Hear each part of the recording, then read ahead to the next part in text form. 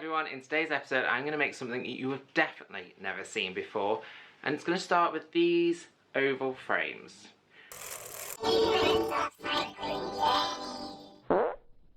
In today's episode we're going to be making an antique inspired optician's sign.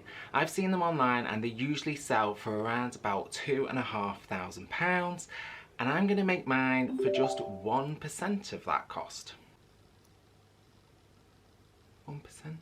Up two oval frames about the same sort of size on Facebook Marketplace for £10. Now they're going to be a great start, but they're going to need a little bit of tweaking. First things first, I need to make these frames a little bit thicker than what they currently are.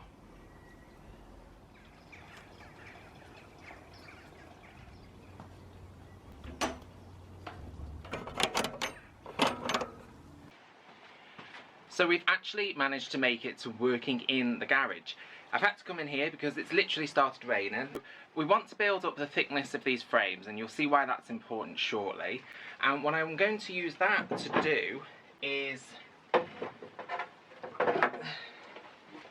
this old MDF. So I got this off an old wardrobe, and I'm going to use that to build up the thickness. So I'm going to draw around the oval frame, then I'm going to cut the inside out very roughly with the jigsaw, cut the outside out very roughly with the jigsaw, and then use the router to flush the edges of the frame with the rough wood that I've just cut.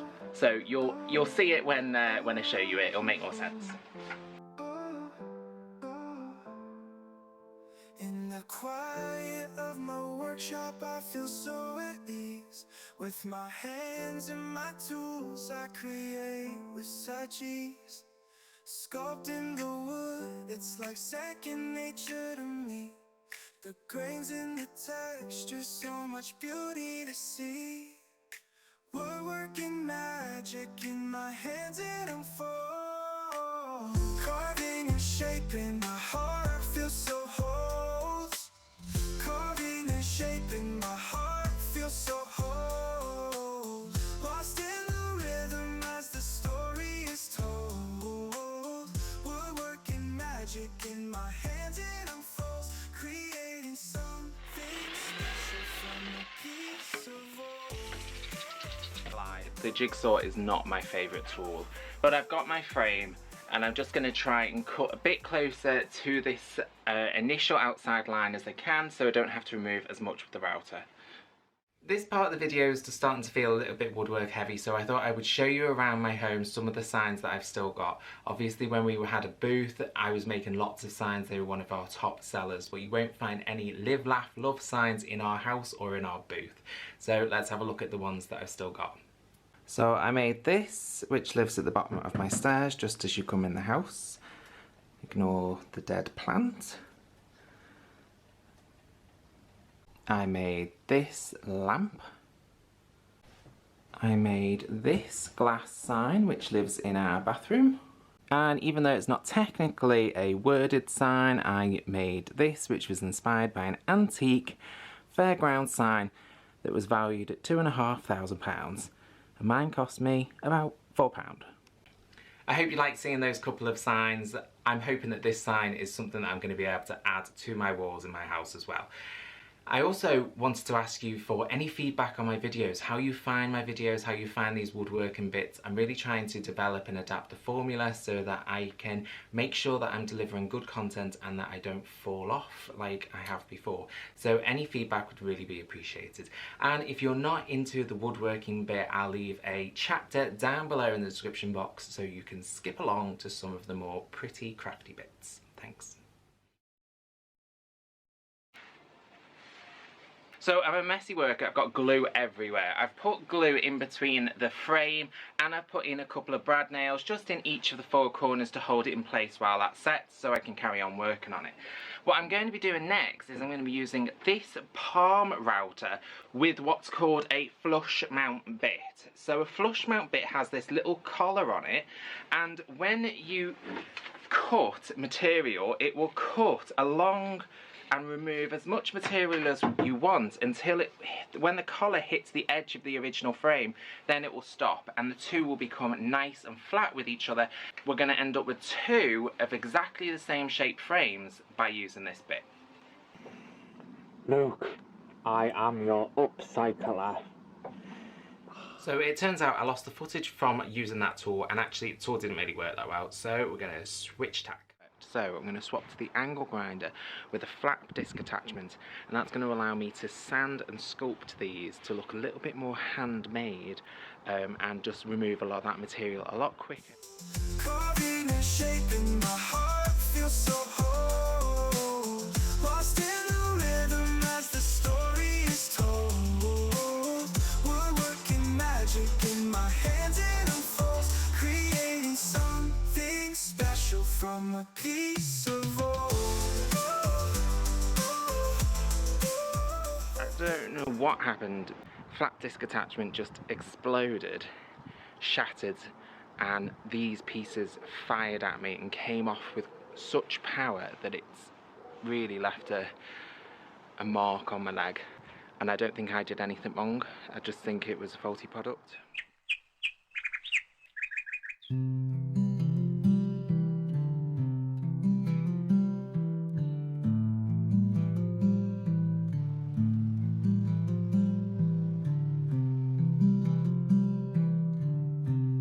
So after all that woodwork, I'm ready now to get on and do something more crafty and creative. So the frames now are double thick. They are really nice meat on the bones, which is going to come in super important later on. So make sure to still stay tuned to see the grand reveal. But the frames are still looking a little bit rough, so what I want to do is mix up some ferny paint with some texture medium in it, and that's going to act like a great gap filler, as well as giving us a great undercoat for some gold leafing later on. For this I'm using the colour Ketchup, which is this mustardy yellow colour. I've added a third of a pot of the ferny paint, and then I've added some of the texture medium, and I'm just mixing that up. And as always, if you're interested in the paint and products, you can find a link down in the description box where you can pick it up. Ferny paint is a great range of paints that can be used for crafting and furniture projects. It's highly pigmented, really vibrant colours, it goes on really nice and smooth and dries really quite quickly, even in English humidity. It dries matte and does need a sealer on top of it, like a wax or a varnish, but it's a really great paint and I love to use it on my projects, and I've been using it for years. And if you purchase it, it directly helps support us and our channel.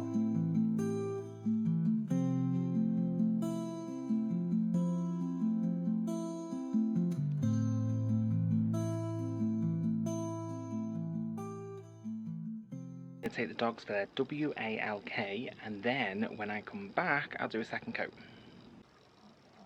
Hello? Are you watching?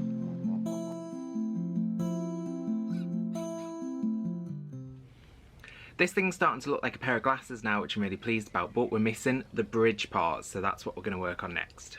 So I'm starting to map out what this is going to look like, and I've made some changes to it. So I've got both the glasses frames, and then I have marked out what will be the bridge part, and I've cut two of these from the same MDF that I used for the backers, and I'm going to shape them to fit perfectly in between the two pieces there. I've also found this old door, which I'm going to use to mount the whole thing on. I think that's just going to make this look so much more impressive on the wall, and also I can gold leaf those details and the nice little rim around as well to really just make it sing and look fancy. So about 20 minutes worth of sanding and tinkering, and I think that looks really rather good. It's a really nice fit. I've just rounded these edges off. I'm not worried about it matching completely in those corners, like a really snug fit, but I think that's snug enough for what I can do. But overall, I can see what it's going to be.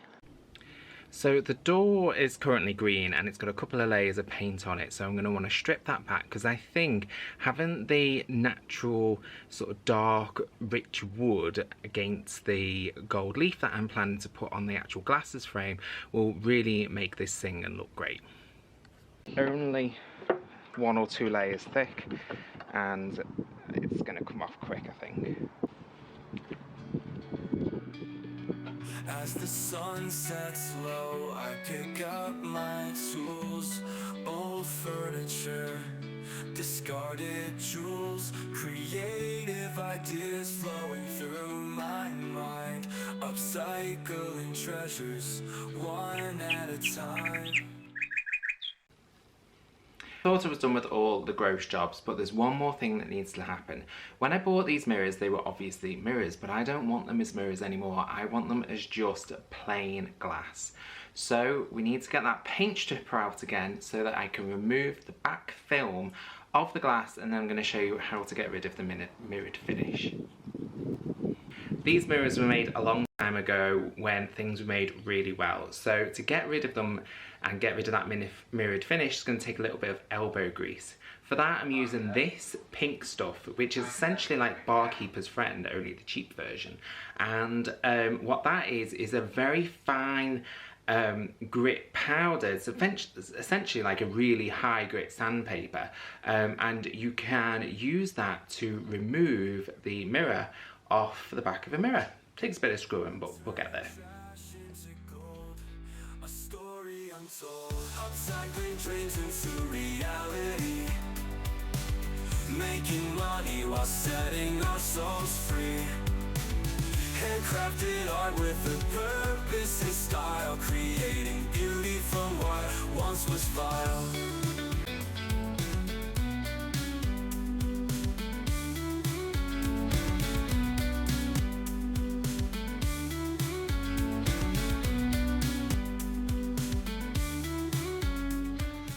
We want to create some lenses for our glasses. Now it wouldn't look particularly interesting if we just had clear lenses, so what do we need? We need some eyeballs to go in there as well.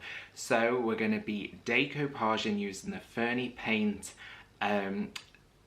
varnish, which works both as a decoupage, an image transfer and a varnish, to apply that on the back of the glass.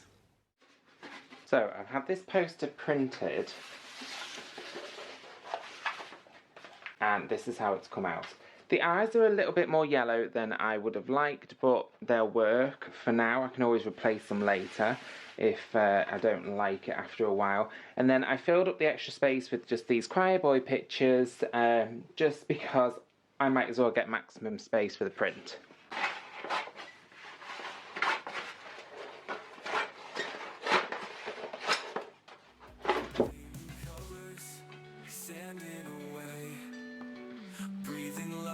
Into what others cast away, each piece unique, a reflection of me. Upcycling journey, a canvas to be. To make sure this sticks really well, I'm going to apply a really thick coat of the Ferny Paint Sand Sealer. I'm going to apply it underneath, pop the image on, flatten it down as much as possible, and then apply another nice thick coat on top. Every transformation, a piece of my heart. Upcycling dreams into reality, making money while setting our souls free. Handcrafted art with a purpose and style, creating beauty from what once was vile.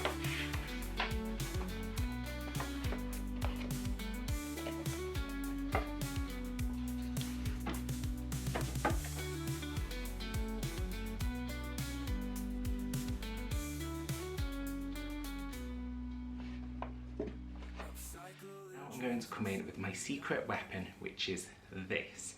It's gel hairspray. Now I don't know if this really works or whether this is just something that I've tried and I got good results with and I like, but basically this I use and I spray really liberally all over the back of the image, and I use that to mix in with the Ferny Paint Satin Sealer. Both dry really well because they're both water-based products. And what that does is it gives it a little bit of extra stickiness, and it means that it sticks really nice and flatly on the back of the glass. Making money while setting our souls free. Handcrafted art with a purpose and style, creating beauty from what once was vile.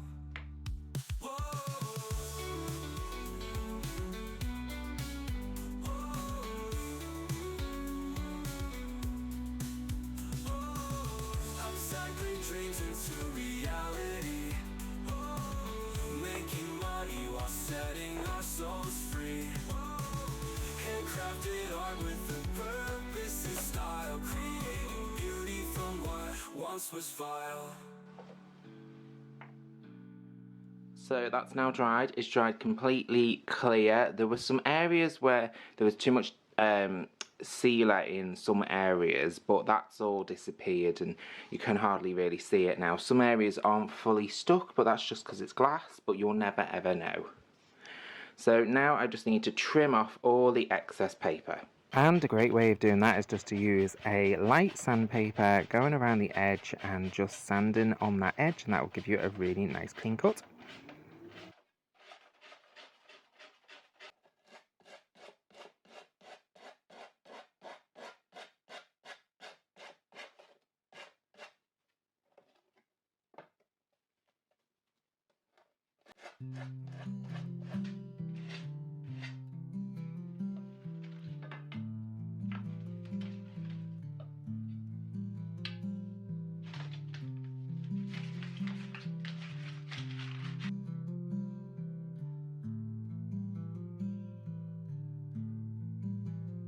Next up is my least favourite thing to do, which is gold leaf.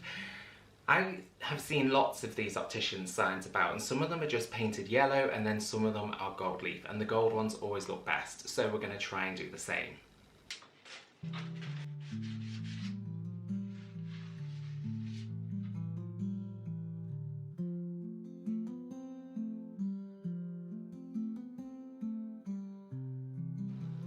So the original antique that I saw that inspired this piece had gold leaf on the frames. I've worked with gold leaf before, but this time I bought the proper stuff. This is metal leaf size from Polyvine, and this applies on. You can get it in white and clear. I've got it in the clear. It goes on in like a white form and then it dries out and it goes tacky, and then you can apply your gold leaf onto it.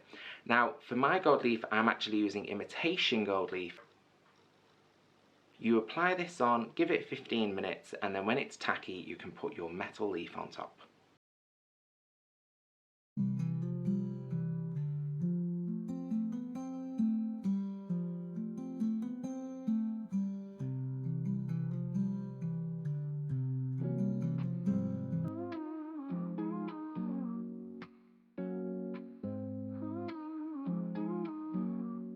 Soft strokes on canvas, colors blend, lost in the moment where time suspends. An artist at peace, heart on the mend, in the studio where dreams ascend. Brush in hand, the world outside fades. In a blissful trance, painting my soul, creating beauty to make me whole.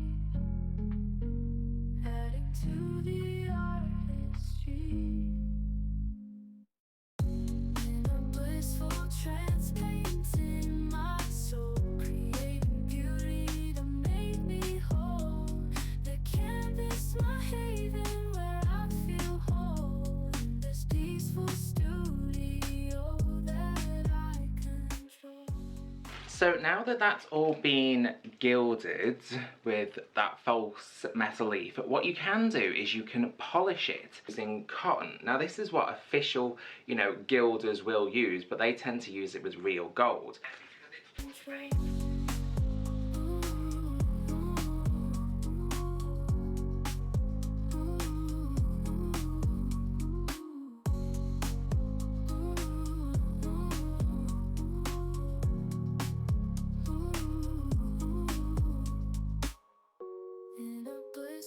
Trance painting my soul, creating beauty to make me whole. The canvas, my haven, where I feel whole. In this peaceful studio that I control.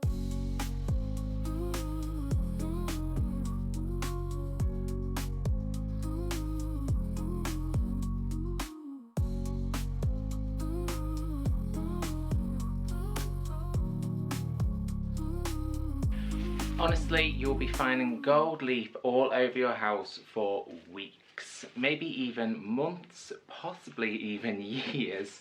All that's left to do now is to finish it up by mounting it onto that wooded board that we prepared earlier and to add in the electrics. Yes, that's right, I'm adding in some lights behind the eyes so that they turn into a wall light, and I'm using an LED bulb so the heat in there will be very limited. I'm adding some vents onto the back as well, and it's really going to finish it off. So because we decided that we were going to shut down the shop, I finished this project really quickly and then we had to get out of the shop, so I didn't get any finished footage of it. But this is how it came out in some photos.